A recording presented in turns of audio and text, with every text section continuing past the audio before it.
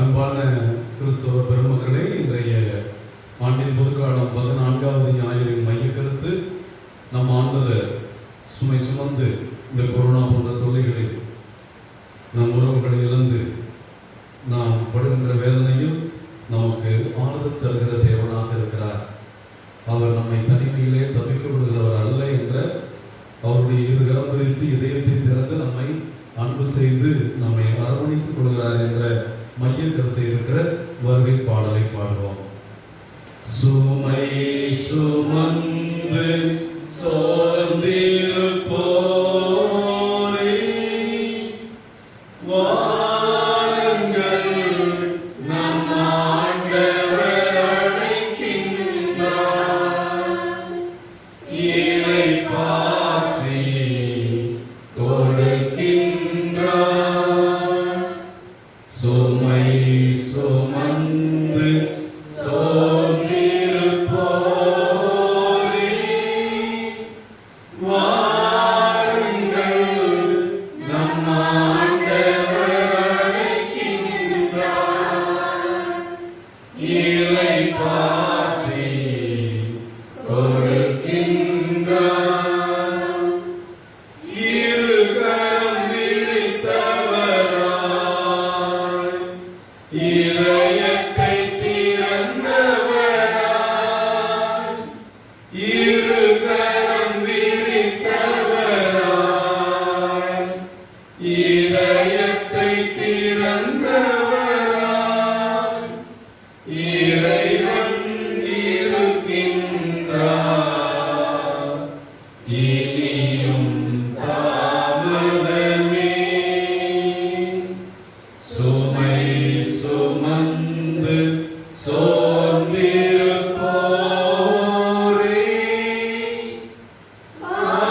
வாருங்கள், நம் ஆண்டவர் அழைக்கின்றார்.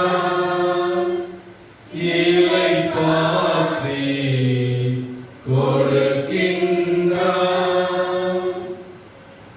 தந்தை மகன் தூய ஆவியின் பெயராலே நம் ஆண்டவராகிய இயேசு கிறிஸ்துவின் அருளும் கடவுளின் அன்பும் தூய ஆவியின் தோழமையும் உங்கள் அனைவரோடும் இருப்பதாக.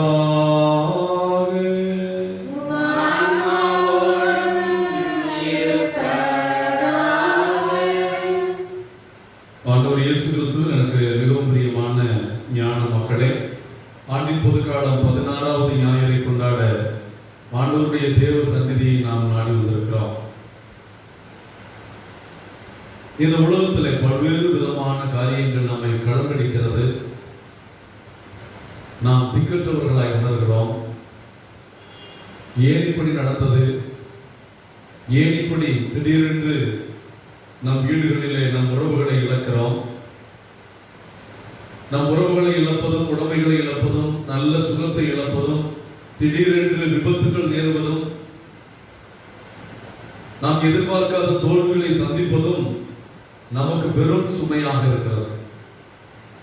மனிதன் நேற்றைய தோல்விகளை எல்லாம் இன்றைய கவலைகளாகவும், நாளைக்கு நடக்க போகிற உத்தரவாதமற்ற செயல்களை எல்லாம் எப்படி நாளைய பிரச்சனைகளை சந்திப்போம் என்ற அச்சத்திலும் கவலையிலும் அச்சத்திலும் அவன் இன்றைய நாளை சுமை மிக்கதாக மாற்றிக் கொள்கிறான். ஆண்டவர் இயேசு சொன்னார், நாளையை பற்றி ஏன் கவலைப்படுகிறீர்கள்? வானத்து பறவைகளை பாருங்கள், அவரை விதைப்பதும் இல்லை, அறுப்பதும் இல்லை, ஆனால் அவை அனைத்தையும் ஆண்டவர் உணவளிக்கிறார். புற்பூண்டுகளை பாருங்கள், மலர்களை பாருங்கள்.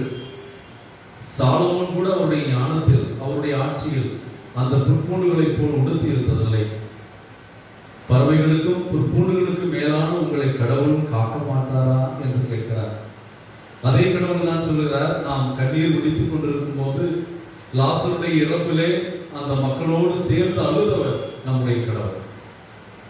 அவர்கள் அழுவதை கண்டு அவர் வெதுப்பி அழுதார் என்று நாம் யோவான் நற்செய்தி 11வது அதிகாரத்தை வாசிக்கிறோம்.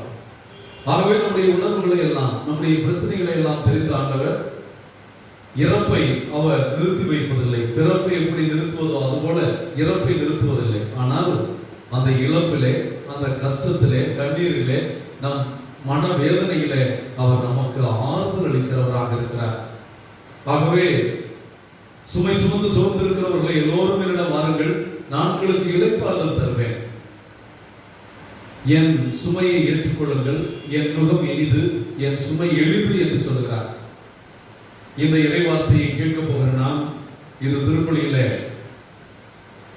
ஆண்டவருடைய சன்னிதானத்திற்கு இன்று சென்றிருக்கிற திருமதி பரிசுத்த மேரி அவர்களுடைய ஆன்மா இறைவனில் இளைப்பாறவும், கடவுள் இவருக்கு புனிதர்கள் கூட்டத்திலே பங்களிக்கவும், இவ்வுலகில் வாழும்போது இறைமக்கள் கூட்டத்தில் பங்கு பெற்றது போல தன்னுடைய கணவரோடு வான்வீட்டில் வாழ்வதற்கான வாஞ்சையை பெறவும், அவரை இழந்து துதிக்கின்ற அவருடைய பிள்ளைகள், குடும்பத்தார் கடவுளுடைய ஆறுதலிலே அப்பாவும் அம்மாவும் இறைவனிடம் சென்றிருக்க இறைவனே அவர்களுக்கு அம்மையும் அப்பனுமாக இருந்து ஆசீர்வதித்து அவர்கள் பிள்ளைகளையும் பேர பிள்ளைகளையும் வழிநடத்த இந்த திருப்பலியில் ஜெபிப்போம்.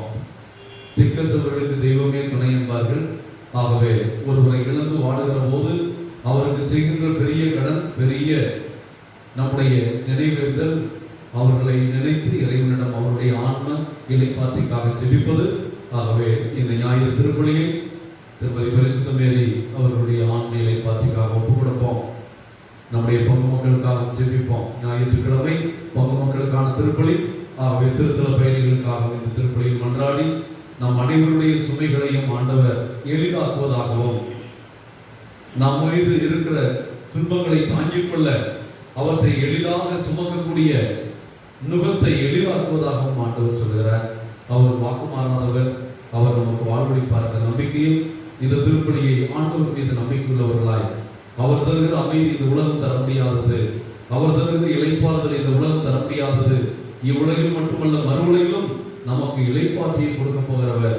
ஒரு நாள் அவருடைய இளைப்பாற்றியில் தான் நாம் அனைவரும் மகிழ்ந்து நித்திய மகிழ்ச்சியில் நம் உறவுகளை எல்லாம், நம் பெற்றோர்களை எல்லாம் காணுகின்ற பெரும் மகிழ்ச்சியை காண்போம் என்ற நம்பிக்கையில நாம் அவர் மீது நம்பிக்கை இழந்து, நாம் இழந்து, உறவுகளை இழந்து, சுமக்க முடியாத சுமையில் கடினமாக இருக்கும் போது கடவுளை நம்புவதற்கு பதிலாக மற்றவைகளை நம்பி ஏமாறுவதற்காக மனம் வருந்தி மன்னிப்பு கேட்போம்.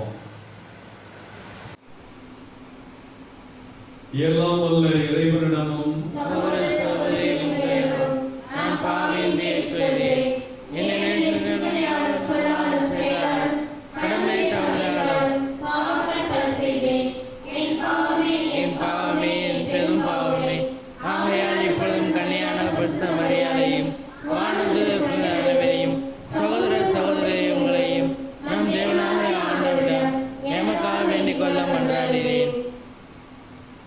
அன்புக்குரிய தேவ பிள்ளைகளை, இந்த திருப்பலியானது நாம் பங்கு மக்களுடைய கருத்துக்களுக்காக பங்கு தந்தை ஒப்புக் கொடுக்கிற திருப்பலி. இந்த திருப்பலியிலே காரைக்குடி குணசுந்தரி ஆரோக்கிய மேலே ஆன்மீக பார்ட்டிக்காக நாம் ஜெபிப்போம். மேலும் பாலம்பட்டி கென்னடி கலாராணி குடும்ப கருத்துப்படி குடும்ப ஆசீர்வாதத்திற்காகவும், பெற்ற நன்மைகளுக்கு நன்றியாகவும், உடல் சுகம் வேண்டிய வெளிநாட்டில் இருப்பவர் சுகம் பெறவும், நினைத்த காரியம் நிறைவேறவும், குழந்தைகளின் எதிர்காலம் கல்வியில் சிறந்து விளங்கவும் நாம் உருக்கமாக மன்றாடுவோம். ஆண்டவரே இரக்கமாயிரம், ஆண்டவரே இரக்கமாயிரம், கிறிஸ்துவே இரக்கமாயிரம், கிறிஸ்துவே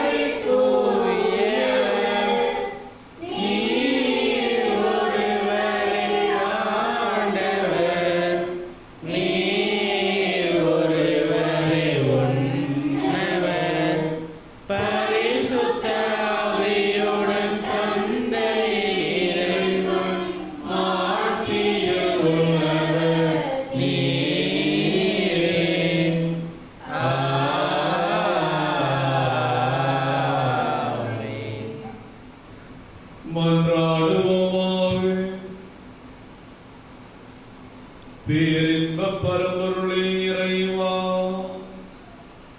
உமது மேன்மையான அருளால் உம் பிள்ளைகளாக தேர்ந்தெடுக்கப் பெற்ற நாங்கள் ஒளியின் மக்களாயிருக்க விரும்பினீரே.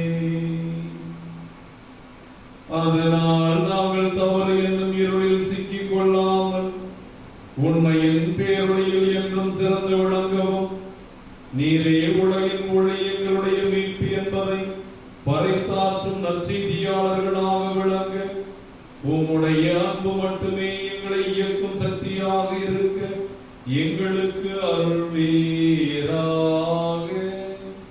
உம்மோடு பரிசுத்த ஆவியின் ஐக்கியத்தில் இறைவனாய் என்றென்றும் வாழ்ந்து ஆட்சி செய்கிற ஆண்டவரும் திருமகனுமாகிய இயேசு கிறிஸ்து வழியாக உம்மை மன்றாடுகிறோம்.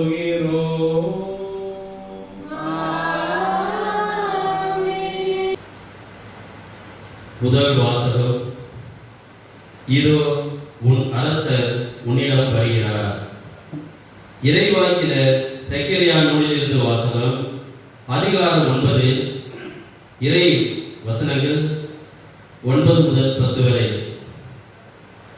ஆண்டவர் கூறியது, மகளே சீயோன், மகிழ்ந்து களிகூறு. மகளே எருசலேம், ஆர்ப்பரி. இதோ உன் அரசர் உன்னிடம் வருகிறார். அவர் நீதியுள்ளவர், வெற்றி வேந்தர், எளிமையுள்ளவர், கழுதையின் மேல் கழுதை குட்டியாகிய மரியின் மேல் ஏறி வருகிறார். அவர் எப்ராயிமில் தேர்ப்படை இல்லாமல் போகச் செய்வார்.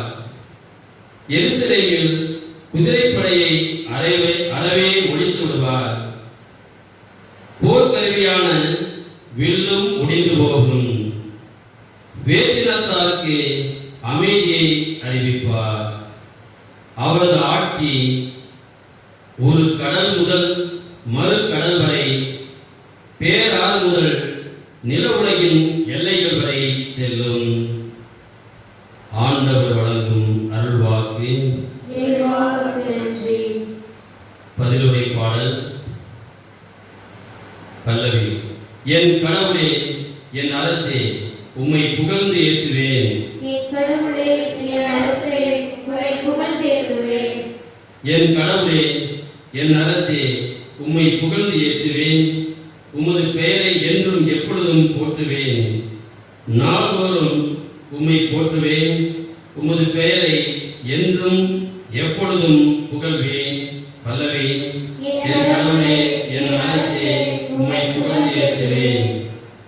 ஆண்டவர் இரக்கமும் கனிவும் உடையவர், எளிதில் சினம் கொள்ளாதவர், பேரன்பு கொண்டவர். ஆண்டவர் எல்லாருக்கும் நன்மை செய்பவர், தாம் உண்டாக்கிய அனைத்தின் மீதும் இரக்கம் காட்டுபவர். பல்லவி. என் ஆண்டவரே, என் அரசே, உம்மை புகழ்ந்து ஏற்றுவேன். ஆண்டவரே, நீர் உருவாக்கிய யாவும் உமக்கு நன்றி செலுத்தும். உம்முடைய அன்பர்கள் உம்மை போற்றுவார்கள். அவர்கள் உமது அரசின் மாட்சியை அறிவிப்பார்கள். உமது வல்லமையை போற்றி பேசுவார்கள். பல்லவி. என் கடவுளே, என் அரசே, உம்மை புகழ்ந்தேத்துவேன். உமது அரசு எல்லா காலங்களிலும் உள்ள அரசு. உமது ஆளுகை தலைமுறை தலைமுறையாக உள்ளது. தடுக்கி விழும் யாவரையும் ஆண்டவர் தாங்குகின்றார். தாழ்த்தப்பட்ட யாவரையும் தூக்கி விடுகின்றார். பல்லவி. என் கடவுளே, என் அரசே, உம்மை புகழ்ந்தேத்துவேன். இரண்டாம் வாசகம். தூய ஆவியின் துணையால் உடலின் தீச்செயல்களை சாகடித்தால் நீங்கள் வாழ்வீர்கள். திருத்தூதர் பவுல் ரோமேயர்க்கெழுதிய திருமுகத்திலிருந்து வாசகம். அதிகாரம் 8, இறை திரு வசன வார்த்தைகள் 9 மற்றும் 11 13 முடிய. சகோதர சகோதரிகளே, கடவுளின் ஆவி உங்களுக்குள் குடிக்கொண்டிருந்தால் நீங்கள் ஊனியல்வை கொண்டிராமல் ஆவிக்குரிய இயல்பை கொண்டிருப்பீர்கள். கிறிஸ்துவின் ஆவியை கொண்டிராதோர் அவருக்கு உரியோர் அல்ல. மேலும் இறந்த இயேசுவை உயிர்த்தெழச் செய்தவரின் ஆவி உங்களில் குடிக்கொண்டிருந்தால் கிறிஸ்துவை உயிர்த்தெழச் செய்த அவரே உங்களில் குடிக்கொண்டிருக்கும் தம் ஆவினாலேயே சாவுக்குரிய உங்கள் உடல்களையும் உயிர் பெறச் செய்வார். ஆகையால் சகோதர சகோதரிகளே, நாம் ஊனியல்வுக்கு கடமைப்பட்டிருக்கவில்லை, அவ்வியல்பின்படி வாழ வேண்டியது இல்லை. நீங்கள் ஊனியல்வுக்கு ஏற்ப வாழ்ந்தால் சாகத்தான் போகிறீர்கள். ஆனால் தூய ஆவியின் துணையால் உடலின் தீச்செயல்களை சாகடித்தால் நீங்கள் வாழ்வீர்கள். ஆண்டவர் வழங்கும் அருள்வாக்கு. இறைவா, உமக்கு நன்றி.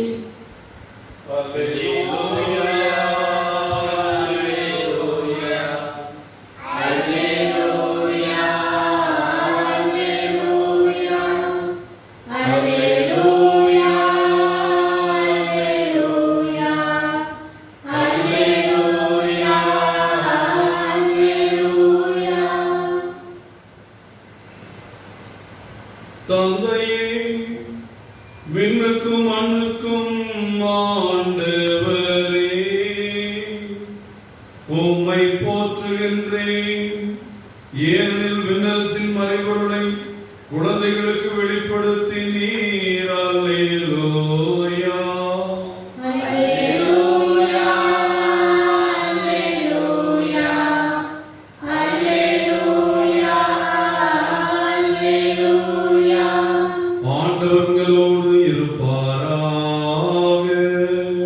உம் ஆன்மாவோடும் இருப்பாராக.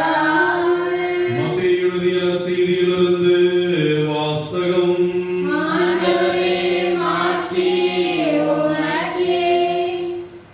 அக்காலத்தில் இயேசு கூறியது, தந்தையே, விண்ணுக்கும் மண்ணுக்கும் ஆண்டவரே, உம்மை போற்றுகின்றேன். ஏனெனில் ஞானிகளுக்கும் அறிஞர்களுக்கும் இவற்றை மறைத்து குழந்தைகளுக்கு வெளிப்படுத்தினேன். ஆம் தந்தையே, இதுவே உமது திருவுளம். என் தந்தை எல்லாவற்றையும் என்னிடத்தில் ஒப்படைத்திருக்கிறார். தந்தையை தவிர வேறு எவரும் மகனை அறியார். மகனும் அவர் யாருக்கு வெளிப்படுத்த வேண்டும் என்று விரும்புகிறாரோ அவருமன்றி வேறு எவரும் தந்தையை அறியார் என்று கூறினார்.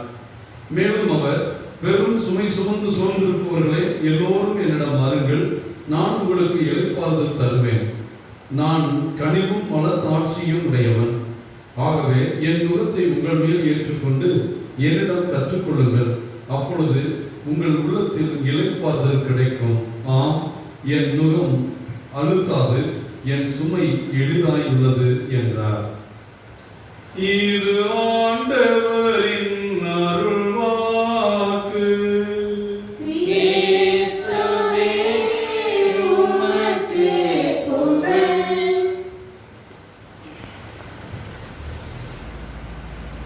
இயேசு கிறிஸ்துவில் எனக்கு மிகவும் பிரியமான சகோதர சகோதரிகளே, இன்றைய இறைவார்த்தையின் மைய கருத்து, நம் கடவுள் நமக்கு ஆறுதல் அளிக்கிற கடவுள்.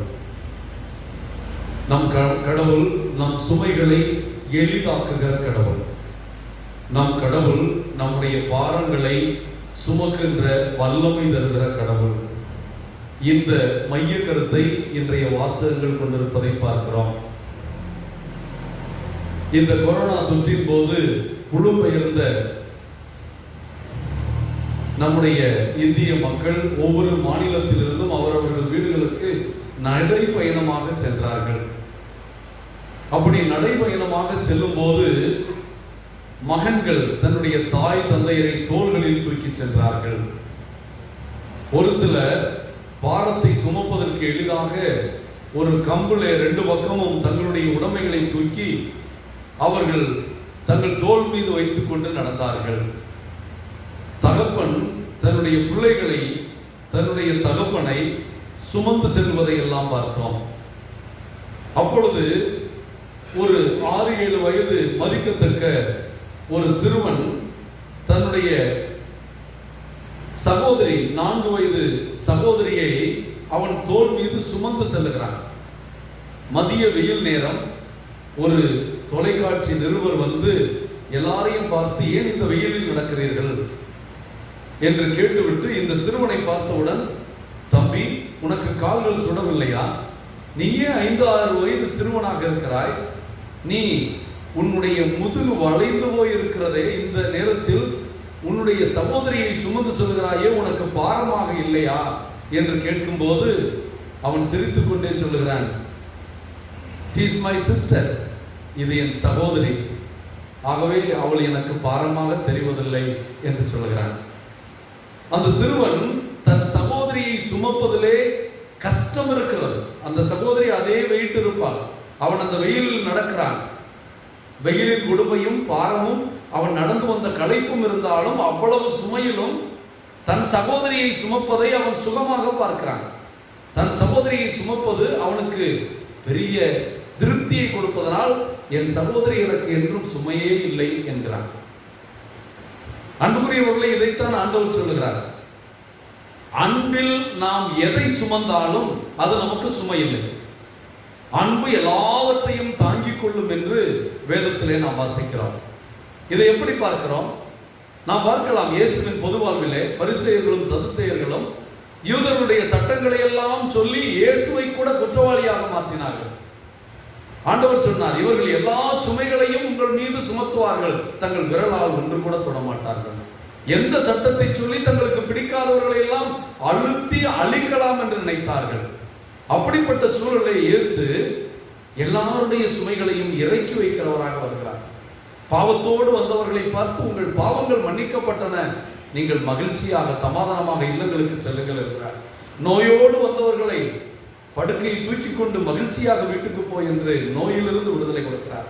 ஆக இயேசுவிடம் வந்தவர்கள் சுமையோடு வந்தார்கள், உள்ள சுமையோடு, உடல் சுமையோடு. மார்த்தாள் மரியாள் சொல்லுகிறார், நீர் ஆண்டவரே, நீர் இங்கே இருந்திருந்தால் என் சகோதரன் இறந்திருக்க மாட்டான், நாங்கள் ஒரு இழப்பு என்ற சுமையை சந்தித்திருக்க மாட்டோம். ஆண்டவர் அவர்களோடு அழுவு மட்டும் இல்லை, அவர்களை உயிர் எழுப்புகிறார். இப்படி எல்லா விதமான சுமைகளையும் ஆண்டவர் இறக்கி வைக்கிறவராக இருக்கிறார். அது மட்டுமல்ல, இந்த சமுதாயத்திலே தீட்டி என்று கருதிய தொழுநோயாளர்களை ஊரை விட்டு வெளியே உரட்டி வைத்தார்கள். ஆனால் அந்த தொழுநோயாளர்களிடம் சென்று அவர்களை தொட்டு அவர்களை குணப்படுத்தி மறுபடியும் சமூகத்திலே வாழுகின்ற விடுதலை என்ற அந்த அடிமைத்தனம் என்ற சுமையையும் நீக்குகிறார். பாவிகளிடம் செல்லுகிறார். சமாரியாவிற்கு யாரும் போவது சரியில்லை என்று சொன்னார்கள். ஆனால் இவர் சமாரியாவிலே சென்று அந்த மக்களையும் அன்பு செய்கிறார். ஆக இயேசு எல்லாருடைய சுமைகளையும் எளிதாக்குகிறவர் என்பதை வெறுமனே சுமை சுமந்து சோர்ந்திருப்பவர்களே என்னிடம் வாருங்கள், நான் உங்களுக்கு இளைப்பாறுதல் தருவேன் என்று சொல்லவில்லை. அவர் தன்னுடைய வார்த்தையாலும் வாழ்வாலும் அவருடைய போதனையாலும் புதுமையாலும் செய்து காட்டினார். எசேயா இறைவாக்கினர் இந்த மெசியாவை பற்றி சொன்னது இயேசுவில் நிறைவேறியது. மெசியா வரும்போது குருடன் பார்ப்பான், செவிடன் கேட்பான், ஊமையன் பேசுவான், முடவன் புள்ளிமானை போல் துள்ளி குதிப்பான், பாலைவனத்தில் நீரோடைகள் உருவாகும் என்று இறைவாக்கினர் சொன்னதை எல்லாம் நிறைவேற்றி மனிதர்களை பாவச் சுமையிலிருந்தும் நோய் சுமைகளிலிருந்தும் இழப்புகளிலிருந்தும் விடுதவித்து மனிதர்களுடைய வாழ்க்கையை எளிதாக்கி மகிழ்ச்சியாக்க வந்தவர் நம்முடைய ஆண்டவர். ஆகவே என் பிரியமான கிறிஸ்தவ சகோதரர்களே, எல்லாருமே வாழ்க்கையில் நாம் மிகவும் அன்பு செய்த நம் பெற்றோர்களை இழப்போம். நம் உடல் உடைந்து விடும், உள்ளம் உடைந்து விடும். ஒரு குருவானவராக 20 ஆண்டுகள் வாழ்ந்த போது என் தாயை இழந்து நான் தரையில் கிடந்து புரண்டேன். இரவெல்லாம் கத்தி அழுதேன். அதிகாலையில் எல்லோரும் தூங்கிக் கொண்டிருந்தார்கள். 4 மணிக்கு நான் எங்க அம்மாவை அடக்கம் செய்ய போகிறார்கள் என்று கத்திய போது வீடே எழுந்தது. எல்லாருக்கும் இழப்பு என்பது கடினமானது.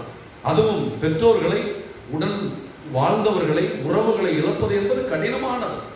ஆனால் இந்த சுமையிலும் இயேசு யோவான் நற்செய்தி 11ஆம் அதிகாரத்திலே சொல்கிறார், என் சகோதரன் சாக போகிறான் என்று சொல்லி ஓடுகிறார். அப்பொழுது தோமையா சொல்லுகிறார், வாருங்கள் நாமும் போய் அவரோடு சாவோம் என்று சொல்லுகிற அளவிற்கு ஆண்டவர் அங்கே ஓடினார். எங்கே வைத்தீர்கள் என்று கேட்கிறார். அவர்கள் அழுவதை பார்த்து அவரும் அழுகிறார். இதுதான் நம்முடைய தேவன், கண்ணீர் வடிப்பவரோடு கண்ணீர் வடிக்கிற தேவன். அதை உணரும் போதுதான் இழப்புகளை நம்மால் தாங்கிக் கொள்ள முடியும். இறைவன் எங்கோ இருந்து நம்மை ஆசீர்வதிக்கிறவரல்ல, நம்மோடு ஒருவராக நம்மில் குடிகொண்டு நம் பிரச்சனைகளை எல்லாம் அறிந்த நம்முடைய தலைமை குருவாக இருக்கிறார் என்று எபிரேயர்களுடைய புத்தகத்திலே பார்க்கிறோம். ஆகவே நம்முடைய சுமை கடினமானதுதான். கிறிஸ்தவ வாழ்வு சுமை இல்லாத மலர் படுக்கை அல்ல. கிறிஸ்தவனாக இருப்பவனுக்கு எந்த பிரச்சனையுமே வராது என்று வேதத்தில் சொல்லவில்லை. இந்த பெந்தகோஸ்துக்காரர்கள் சொல்வது போல நீங்கள் கிறிஸ்துவில் நம்பிக்கை கொண்டால் உங்கள் பிரச்சனைகள் தீரும், உங்களுக்கு எல்லாம் சரியாகிவிடும், நீங்கள் நிம்மதியாக இருப்பீர்கள், ஐஸ்வர்யங்கள் வாழும், செல்வம் கொழிக்கும். அது பொய்யான போதனை. நீங்கள் என் சீடர்களாக இருந்தால் எல்லாரும் உங்களை வெறுப்பார்கள், உங்களுக்கு பிரச்சனைகள் வரும், உங்களை கொலைக்களத்திற்கு இழுத்து செல்வார்கள், நீதிமன்றத்துக்கு கூட்டிச் செல்வார்கள். என் சீடனாக இருந்தால் உங்களுக்கு பிரச்சனை வரும், உங்களுக்கு எல்லா பிரச்சனைகளும் வரும். ஆனால் நான் உங்களுக்கு ஏற்றது போல ஒரு நுகத்தை செய்து தருவேன். நீ பாருங்கள், 10-15 மூட்டை நெல்லை ஒரு மாட்டு வண்டியிலே வைப்பார்கள்.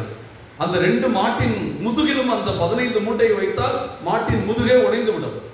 ஆனால் மாட்டு வண்டியில் வைக்கும் போது அந்த 2 மாடுகளுடைய துமிலையும் காயப்படுத்தாத ஒரு சரியான நுகம் இருக்கும் என்றால் அது 2ம் அதை எளிதாக சுமந்து செல்லும். உழவு மாடும் அப்படித்தான். அந்த மாடு சரியான அளவிலே அந்த மாட்டுக்கேற்ற நுகத்தை ஒரு தச்சன் செய்து கொடுத்தால் அந்த நுகத்தை வைத்துக் கொண்டு எவ்வளவு அழுத்தினாலும் அது எளிதாக சுமக்கும். அதைத்தான் ஆண்டவர் சொல்கிறார். விவசாய குடும்பத்தில் வந்தவர்களுக்கு தெரியும், நுகம் என்றால் உழவு மாட்டின் தோளிலே வைத்து அந்த உழவை இழுத்து செல்வது போல மாட்டு வண்டியின் முன்னால் அதன் கழுத்தில் வைக்கப்படுகிற நுகம்தான் நுகத்தடி என்பார்கள். அந்த நுகத்தை தான் சொல்கிறார், என் நுகம் எளிது. இயேசு நம் வாழ்க்கையிலே நமக்கு எளிதாக எல்லா சுமைகளும் அமையக்கூடிய அளவில் ஒரு நுகமாக இருப்பார். ஆக இயேசுவும் நாமும் ஜோடி மாடுகளாக சேர வேண்டும். தனியாக சுமக்காமல் இயேசுவோடு சேர்ந்து நாம் சுமந்தால், இயேசுவின் உடன் சீடர்களாகிய நம்முடைய கிறிஸ்தவ நண்பர்களோடு நாம் இணைந்து வாழ்ந்தால், கிறிஸ்துவோடும் கிறிஸ்தவர்களோடும் இணைந்து ஜோடி மாடுகளாக இருந்தால், இயேசு நமக்கு ஏற்ற நுகத்தை, எளிதான நுகத்தை, எப்பொழுதுமே சொல்வார்கள், நுகத்தை வெயிட் இல்லாத, கனமில்லாத ஒரு மரப்பலகையில் தான் செய்வார்கள். அப்பொழுதுதான் அது மாட்டினுடைய தும்முலை அல்லது கழுத்தை காயப்படுத்தாமல் இருக்கும். ஆக நமக்கு எவ்வளவு துன்பம் வந்தாலும் நாம் தாங்கக்கூடிய துன்பங்களை மட்டும் தருகிற தேவன் அதற்கான சக்தியை கொடுப்பார். நம் சவால்களை சந்திக்கின்ற திராணியை கொடுப்பார். எல்லாம் கடந்து போகும், எல்லா துன்பச் சூழலும் கடந்து போகும். எங்க அம்மா இறந்த அன்னைக்கு நான் அழுதது போல இன்று அழுவதில்லை. என் அண்ணன் இறந்தது அன்னைக்கு நான் அழுதது போல அழுந்ததில்லை. காரணம், இறப்பு ஒவ்வொன்றுமே நமக்கு சொல்வதெல்லாம் நானும் ஒரு நாள் மரிப்பேன், நானும் ஒரு நாள் இந்த உலகத்தில் இருந்து போய்விடுவேன். நமக்கு முன்னால் வந்தவர்கள் நமக்கு முன்னால் போகிறார்கள், நாமும் ஒரு நாள் போவோம். ஆனால் போகிற இடம் கடவுள். நமக்கு இளைப்பாறுதல் தருகிறவர், நித்திய வாழ்வை சந்திக்கிறவர். ஆகவேதான் இறப்பிலே சொல்லுகிறார்கள், விசுவாசத்தோடு புனிதர்கள் கூட்டத்திலே சேரும் விதமாக நலிவுற்ற நிலையில் இந்த சகோதரனை சகோதரியை ஆண்டவரே உன் கையில் ஒப்படைக்கிறோம். ஒரு நாள் இவரை புனிதர்கள் கூட்டத்தில் சந்திக்கும் போது எங்கள் துக்கமெல்லாம் மகிழ்ச்சியாக மாறும் என்று சொல்கிறார்கள். இந்த விசுவாசத்தில் தான் நாம் ஒருவரை ஒருவர் ஆறுதல் படுத்த வேண்டும் என்று இயேசு ஆறுதல் படுத்தினார். ஆறுதலாக இருந்தார். நாமும் ஆறுதல் படுத்த இறந்தவர்கள் இல்லங்களுக்கு செல்கிறோம். காரணம், ஒரு நாள் நாம் அவர்களை மோட்சத்தில் பார்க்கிற வரை அவர்களை இழந்துதான் இருப்போம். அவர்களை நினைக்கும் போதெல்லாம் நமக்கு வருத்தம் வரும். ஆகவே அந்த வருத்தத்திலெல்லாம் நாம் அந்த இடத்தை நோக்கி அவர்களை பார்ப்பதற்காக ஆண்டவரை நோக்கி செல்கிறோம். நாமும் ஒரு நாள் அவர்களோடு இருப்போம். அந்த புனிதர்கள் கூட்டத்தில் மகிழ்வோம். இறந்தவர்களுக்கு இறப்பு மீட்பின் நாள், இறந்தவர்களுடைய உறவினர்களுக்கு அது இழப்பின் நாள்.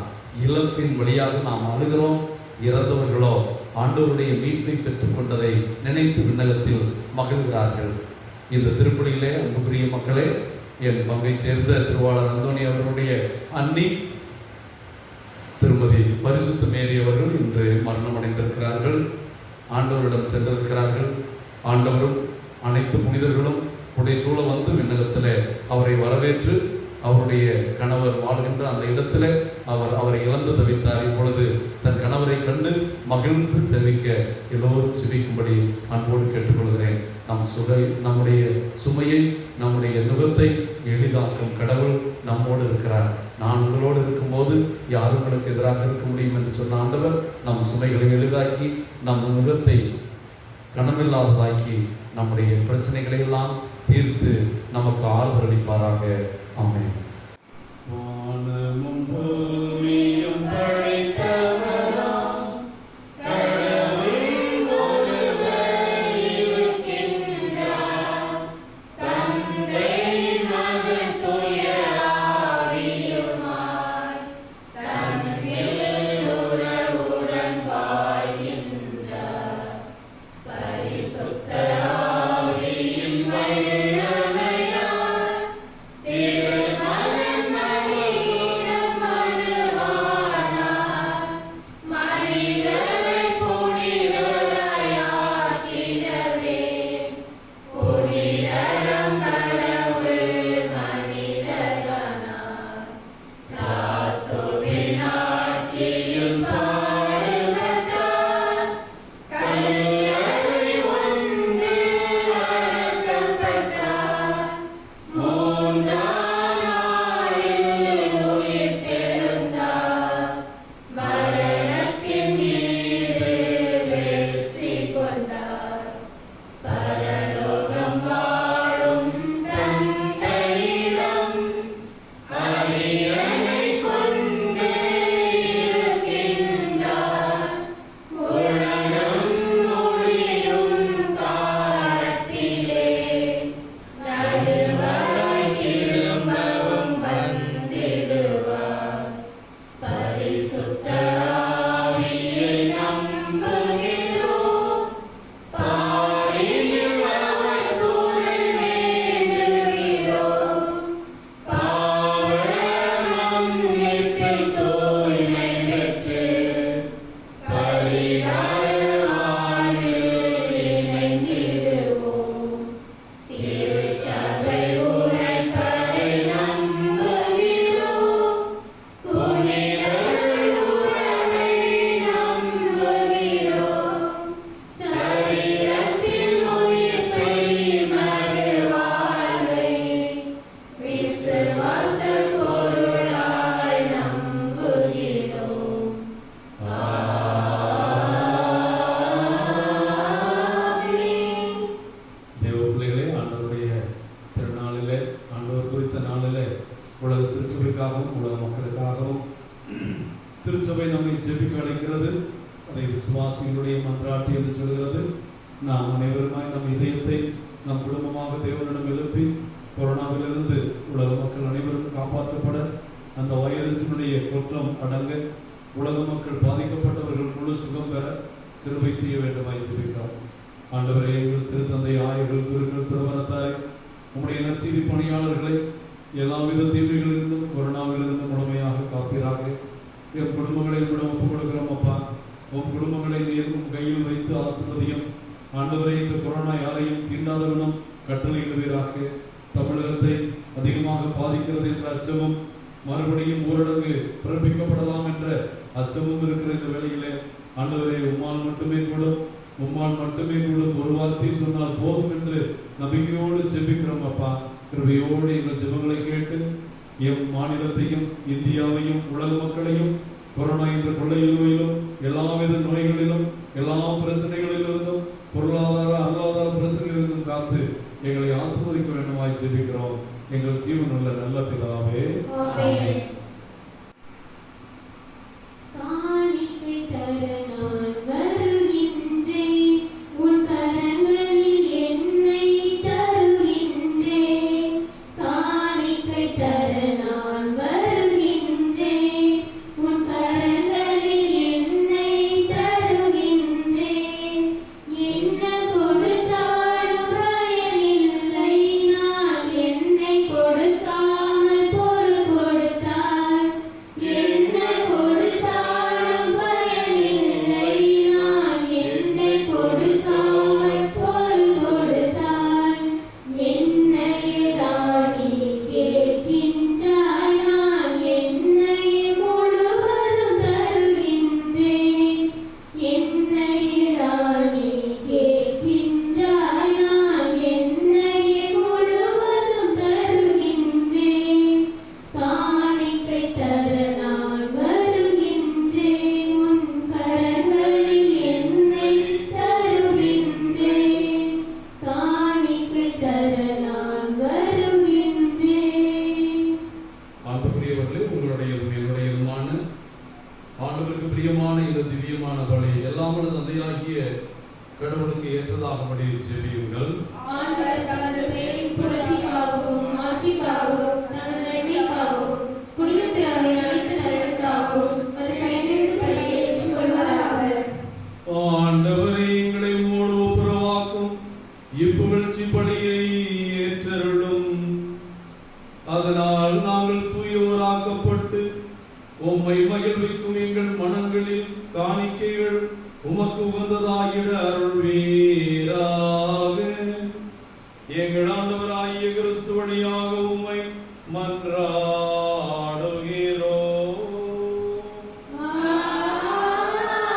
ஆமென். ஆண்டவர் உங்களோடு இருப்பாராக. உம் ஆன்மாவோடும் இருப்பாராக. இதயங்களை மேலே எழுப்புங்கள்.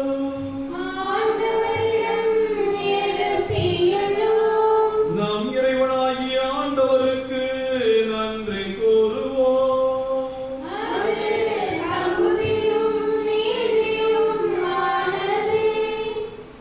ஆண்டவரே, தூயவரான தந்தையே, என்றும் உள்ள எல்லாம் வல்ல இறைவா, எந்நாளும் இவ்விடத்திலும் நாங்கள் உமக்கு நன்றி செலுத்துவது மெய்யாகவே தகுதியும் நீதியுமாகும். எங்கள் கடமையும் மீட்புக்குரிய செயலுமாகும். நாங்கள் வாழ்வதும் இயங்குவதும் இருப்பதும் உம்மிலேதான். இந்த உடலோடு வாழ்கையில் உமது பரிவிரக்கத்தின் பயன்களை மட்டுமே நாங்கள் நாள்தோறும் அனுபவிப்பதோடன்றி இப்பொழுதே நிலைவாழ்வின் பிணையையும் கொண்டுள்ளோம். ஏனெனில் உம் ஆவியாரின் முதற்கனிகளை பெற்றுள்ள நாங்கள் பாஸ்கா மறை நிகழ்வின் பயன் எங்களுக்கு என்றும் உண்டு என நம்புகின்றோம். அந்த ஆவியார் வழியாகவே நீர் இயேசுவை சாவினின்று உயிர்த்தெழச் செய்தீர். ஆகவே நாங்கள் வானதூதர் அனைவரோடும் சேர்ந்து உம்மை புகழ்ந்து போற்றி அக்களித்துக் கொண்டாடி ஆர்ப்பரித்து பாடுவதாவது. தூயவர் தூயவர் தூயவர், வான்படைகளின் கடவுளாம் ஆண்டவர். விண்ணகமும் மண்ணகமும் உமது மாட்சியால் நிறைந்துள்ளன.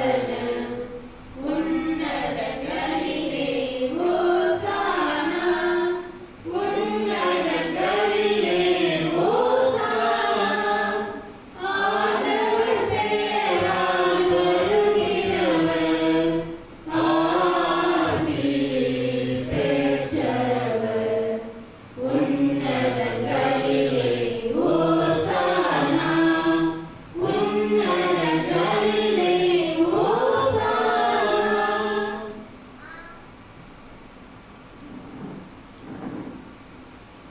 தேவ பிள்ளைகளே, திருப்பலியின் மையமான நேரம். ஆண்டவருடைய வல்லமை இறங்கி அன்றாட அதிசயமாக இந்த திருப்பலியில் இந்த அப்பத்தையும் ரசத்தையும் தேவனுடைய திருவிழாகவும் திருரத்தமாகவும் மாற்றும் நேரம். இந்த தெய்வீக அனுபவத்தை பெற ஆழமான விசுவாசத்தோடு பங்கெடுப்போம். ஆண்டவரே, நீர் மெய்யாகவே தூயவர், தூய்மை அனைத்துக்கும் ஊற்று. ஆகவே உடைய பரிசுத்த ஆவியை பொழிந்து காணிக்கைகளை புனிதமாக்க வேண்டும் என மன்றாடுகிறோம். இவ்வாறு எங்கள் ஆண்டவர் இயேசு கிறிஸ்துவின் உடலும் இரத்தமுமாக இவை எங்களுக்கு மாறுவதாக. அவர் பாடுபட உளங்கணிந்து தம்மை கையளித்த போது அப்பத்தை எடுத்து நன்றி செலுத்தி அதை பிட்டு தம் சீடர்களுக்கு அளித்து கூறியதாவது: அனைவரும் இதிலிருந்து பெற்று உண்ணுங்கள், ஏனெனில் இது உங்களுக்காக கையளிக்கப்படும் என் உடல்.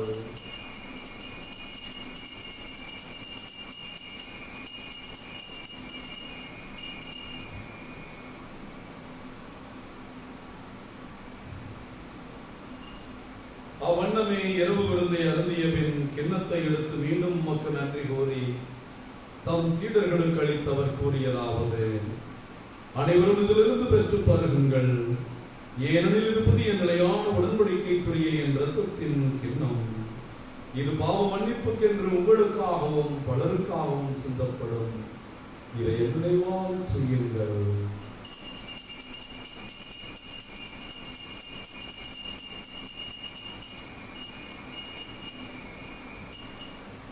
இறை நம்பிக்கையின் மறைபொருள்.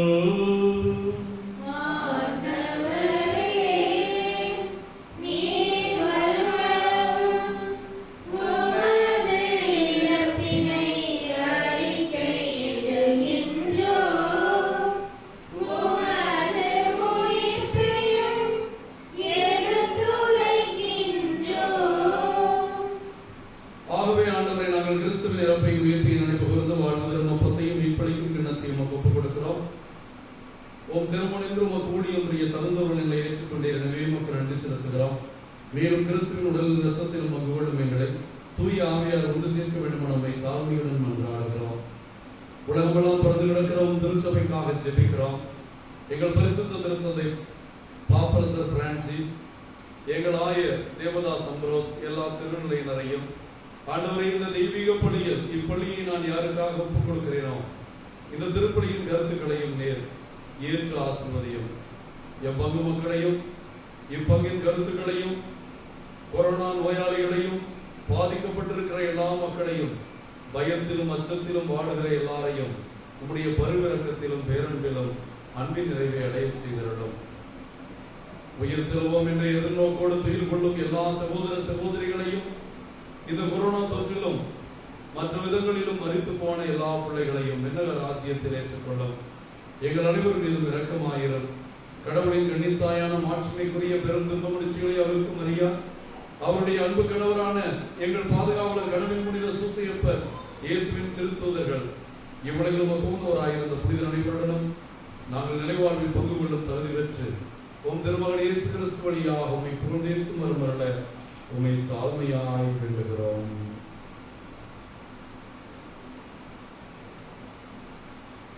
இவர் வழியாக இவரோடு இவர் எல்லாம் வல்ல இறைவனாகிய தந்தையே, தூயாவின் ஒன்றிற்கும் எல்லா புகழும் ஆட்சியும் என்றென்றும் உமக்கு உரியதே.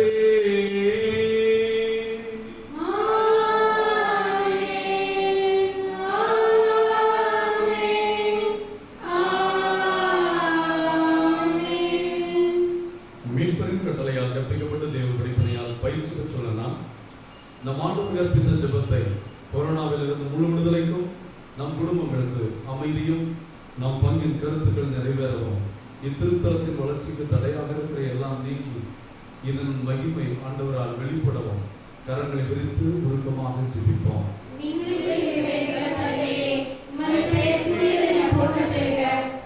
ஆட்சி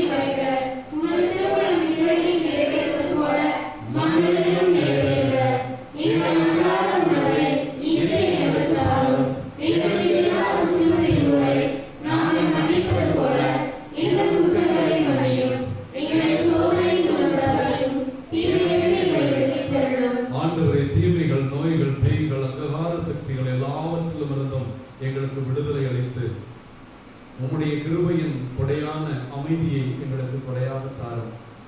உமது இரக்கத்தினால் பாவத்திலிருந்து நாங்கள் முற்றிலும் விடுதலை பெற்றவர்களாய் இம்மண்டலத்தில் எந்த கவலையும் பயமும் இல்லாமல் நலமாய் இருப்போமாக. நாங்கள் நம்பியிருக்கும் பேருக்கு வாழ்வையும் எங்கள் ஆண்டவர் இயேசுவின் இரண்டாம் வருகையும் மகிழ்ச்சியோடு எதிர்பார்த்திருக்கின்றோம். ஆட்சியும் வல்லமையும் ஆட்சியும் என்றென்றும் உமதே.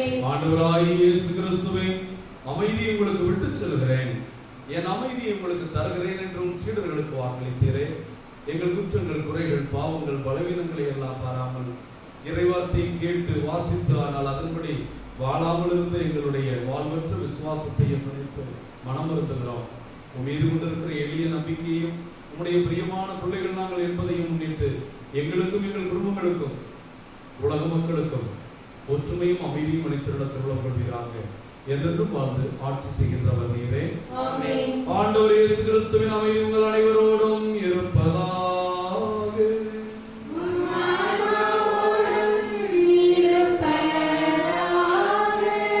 தேவ பிள்ளைகளை நாம் நம் ஆண்டவரிடமிருந்து பெற்றுக்கொண்ட அமைதியை ஒருவருக்கொருவர் மகிழ்ச்சியோடு பகிர்ந்து கொள்வோம். அமைதி. உலகின் பாவங்களை போக்கும் இறைவனின் செம்மறியே, எங்கள் மேல் இரக்கமாயிரும். உலகின் பாவங்களை போக்கும் இறைவனின் செம்மறியே, எங்கள் மேல் இரக்கமாயிரும். உலகின் பாவங்களை போக்கும் இறைவனின் செம்மறியே, எங்களுக்கு அமைதி அளித்தருளும். இதோ இறைவனின் செம்மறி, இது உலகின் பாவங்களை போக்குகிற நம் ஆண்டவர். எங்கள் ஆண்டவருடைய கல்வாரி பலியின் வழியாகவே நாம் ரட்சிக்கப்பட்டோம். இவர் வழியாகவே நமக்கு மீட்பு உறுதி செய்யப்பட்டிருக்கிறது. அவர் நமக்காக பெற்று தந்த மீட்பை நாம் சொந்தமாக்கிக் கொள்ள அவர் நமக்கு கொடுத்திருக்கிற தேவ அருளை வீணாக்காமல் இருக்க வேண்டும் என்று நாம் அழைக்கப்படுகிறோம். அருளிலே நிலைத்திருக்க, ஆண்டவருடைய அருளை மேலும் பெற்றுக்கொள்ள நமக்கு காரணமாக இருக்கிற இந்த திவ்ய நற்கருணை விருந்தில் கலந்து கொள்கிற நாம் அனைவரும் பேர் பெற்றோம்.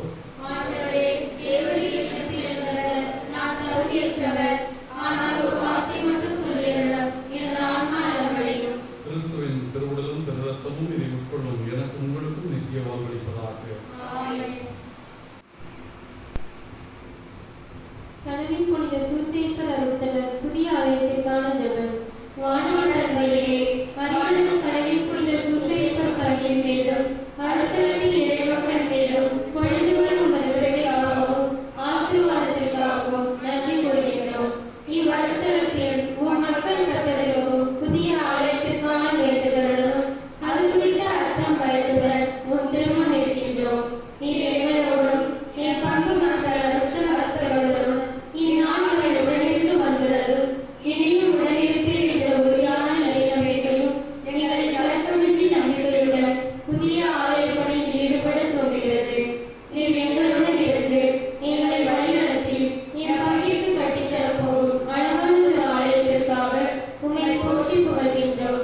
உம்மை பிரிந்து எங்களால் எதுவும் செய்ய இயலாது. உம்மால் எல்லாம் கூடும் என்று விசுவசிக்கின்றோம். வானக தந்தையே, வானவில் கொள்ள முடியாத இறைவா, அறிவனும் கடலின் புனித சூசேப்பர் அருள்தலத்தில் என் மத்தியில் குடிகொள்ள வந்தருளும். நீர் என் மத்தியில் உருவாக்க போகும் புதிய ஆலய பணியின் மீது மது திருக்கரம் இருப்பதாக. நல் மனதோரை பலப்படுத்தி ஆலய பணிக்கு உதவும் தாராள உள்ளத்தோரை மேம்படுத்தும். நீரே இந்த ஆலயத்தை கட்டி எழுப்பியருளும். ஆண்டவருக்கும் அவரது வளர்ப்பு தந்தை கடலின் புனித சூசேப்பருக்கும் வீடு கட்டும் இம்மக்களின் வீடுகளை கட்டி எழுப்பும். ஏழை மக்கள் நாங்கள் இயேசுவே, ஏழை மக்கள் நாங்கள் கட்டும் இறை இல்லம் கடலின் புனித சூசேப்பர் மது வளர்ப்பு தந்தை வழியாக நீர் இந்திய நாட்டையும் தமிழகத்தையும் இவ்வருத்தலும் பங்கு மக்கள் மற்றும் பக்தர்களையும் ஆசீர்வதிக்கும் இல்லமாக்கும். இந்த புதிய ஆலய பணி இறைவன் எனக்கும் என் குடும்பத்திற்கும் வழங்கும் இறைவனின் கொடையை உணர்ந்து தாராள உள்ளத்துடன் உதவ எங்களை விரும்பியுள்ளோம். புதிய ஆலயத்திற்கு எனது காணிக்கை என் குடும்பத்தின் காணிக்கை என்று மது வளர்ப்பு தந்தை கடலின் புனித சூசேப்பர் ஆலய பணிக்கு உதவவும் உடல் உழைப்பை வழங்கவும் அனைவரும் முன்பாக அருள் தாரும். என்றும் எங்கள் ஆண்டவரும் மது திருமகனமான இயேசு கிறிஸ்து வழியாக மன்றாடுகிறோம். இயேசுக்கே புகழ், இயேசுக்கே நன்றி. மரியே வாழ்க. அறிவனும் கடலின் புனித சூசேப்பரை எங்களுக்காக வேண்டிக் கொள்ளும். இதோ புனிதர்களின் நிறைவான பரிசு ஆண்டவரிடம் உள்ளது. அவர்கள் உண்மையாகவே கிறிஸ்துவுக்காக இருந்தார்கள். அவர் வழியாக ஆண்டவர் பல நன்மைகளை செய்ய திருவுளமானார்.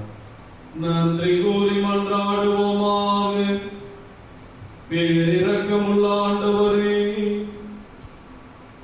புனித பதுவை அந்தோணியாரின் நினைவு நாளில் ரோமையில் மரித்து ஆதி திருச்சபையின் வேத சாட்சிகள் அனைவரின் நினைவு நாளை புனித மறைசாட்சியரின் வாழ்வில் சிலுவையின் மறைபொருள் வியத்தகு வழியில் நீர் விளங்கச் செய்ததை இத்திருப்பலியில் கொண்டாடிய நாங்கள் உம்மை வேண்டுகின்றோம்.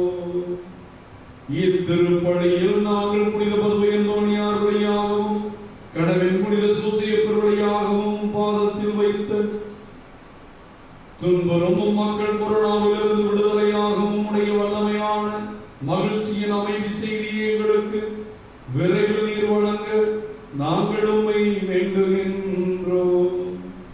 எங்கள் ஆண்டவராகிய கிறிஸ்து வழியாக உம்மை மன்றாடுகிறோம்.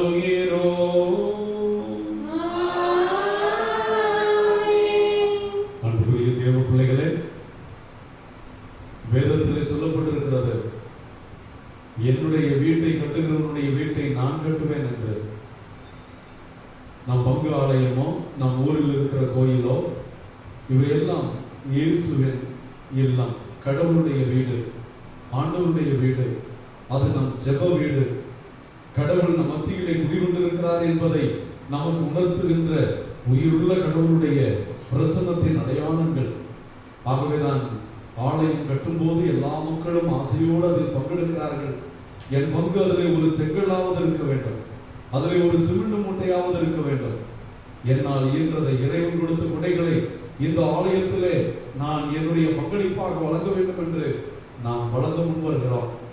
இந்த கொரோனா தொற்று காலத்திலே பொருளாதார சிக்கலோடு வாழ்ந்து கொண்டிருக்கிறீர்கள். ஆனால் அருளுக்கு சிக்கல் இல்லை, ஜெபத்திற்கு சிக்கல் இல்லை, நிறைய நேரம் இருக்கிறது. அறிமுகம் கடமை புனித சூசையப்பருடைய புதிய ஆலய பணியானது தொடங்கி விரைவாக நடக்க அன்னை மரியாளிடம் ஜெபியுங்கள். கடமை புனித சூசையப்பரிடம் ஜெபியுங்கள். இவர்கள் நமக்காக பரிந்து பேசி 1000 கோடி அற்புதர் புனித அந்தோணியாரிடம் ஜெபியுங்கள். இவர்களுடைய ஜெபங்கள் எல்லாம் இயேசுவின் வல்லமையை வெளிப்படுத்தி இந்த ஆலய பணி விரைவில் தொடங்குவோம், வேகமாக முடியவும் உங்கள் ஜெப வல்லமை வெற்றி தரும். அன்புக்குரியவர்களே, அந்த வேலை தொடங்காமல் இருப்பது வேதனையாக இருக்கிறது. ஆண்டவருடைய வீடு பாதையில் இருப்பது கடினமாக இருக்கிறது. நாம் ஒவ்வொருவரும் கைவிடுப்போம். உங்களால் இயன்ற உதவியை, ஜெப உதவியை நான் அதிகமாக எதிர்பார்க்கிறேன். ஜெபம் தான் ஜெயத்தை கொடுக்கும் என்று எனக்கு தெரியும். 1000 பேர் சேர்ந்து 1000 ரூபாய் ஒருவருக்கு கொடுப்பதை விட ஆண்டவர் யாராவது ஒரு செல்வ சீமான் வழியாக இந்த பெரிய உதவியை செய்யலாம். இந்த ஆலயத்தை ஒரு சிலர் வழியாக கூட ஆண்டவரால் கட்டி எழுப்ப முடியும். அன்று சாலமோன் பேரரசர் கட்டினார். எத்தனையோ ஆலயங்களை அந்த ஆலயத்திற்கு முன்னால் பார்க்கிறோம். ஒரு சிலர், ஒரு குடும்பத்தை சேர்ந்தவர்கள் கட்டி எழுப்பி இருக்கிறார்கள்.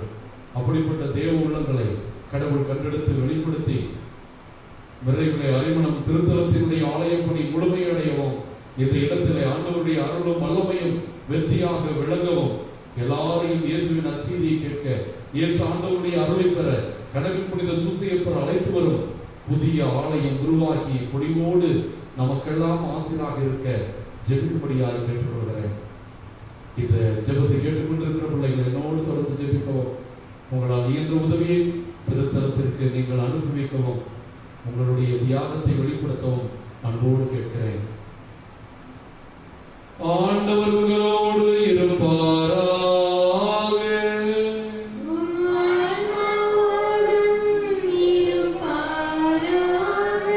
எல்லாம் வல்ல இறைவன் பிதா சுதன் பரிசுத்தாவி உங்களையும் உங்கள் குடும்பங்களையும் கடவின் புனித சூசையப்பர் வழியாகவும் புனித பதுவை அந்தோணியார் வழியாகவும் நிறைவாக ஆசீர்வதிப்பாராக.